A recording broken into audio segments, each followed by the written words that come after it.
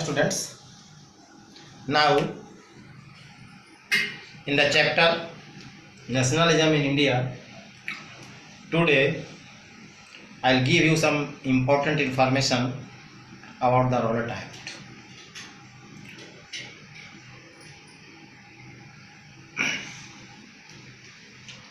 This Rowlatt Act was really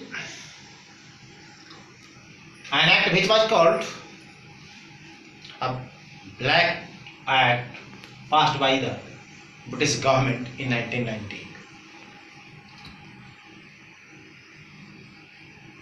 सच बात तो यह है कि during the war effort during the war period from 14 to 18, British government wanted maximum help from Indian leaders in war effort and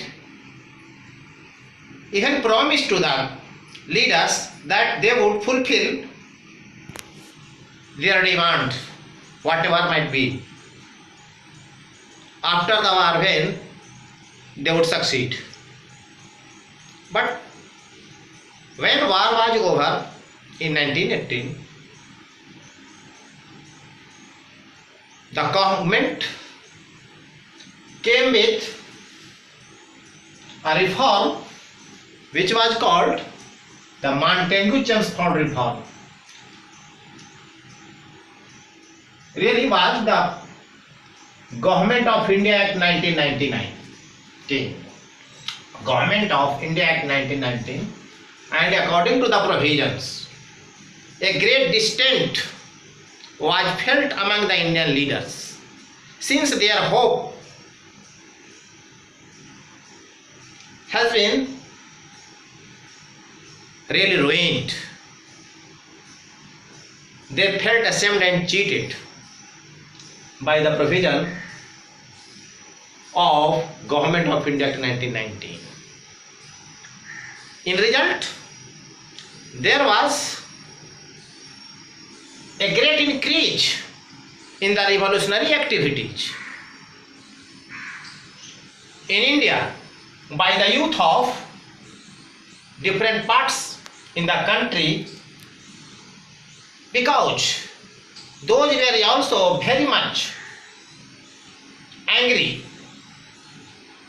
and discontented due to this cheating by the government. But government was now thinking in some other ways. Now they had no fear now left in your home. So wanted to crush the revolutionary acts going on in India in brutal manner, opting repressive measures very hard, and due to that, really, it required a legal face. To give a legal face, government had appointed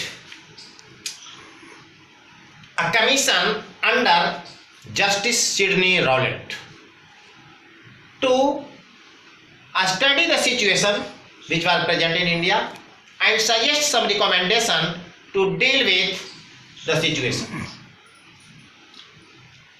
And consequently, on the recommendation of this commission, an act was passed through the Imperial Legislative Council. When this act was put in the council for the debate and discussion and voting, Indian members vehemently opposed different provisions of this act. This act was passed, which was known as the Rowlatt Act 1919. This act had really given what were really the wrongs in the very Rowlatt Act. Due to that, Indian leaders felt very much anguish, and they were very much against of the provisions. The provisions had really in intention to repress all the rising voice in India against the British government.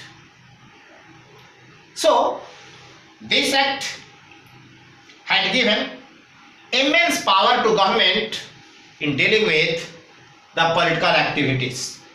Whatever the political activities were going on in that period, to suppress it. A very tactful and unjust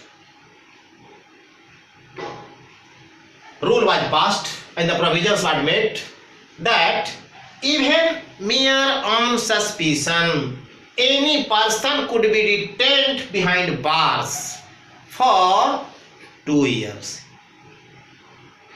without having a trial, which was really against the rule of the law.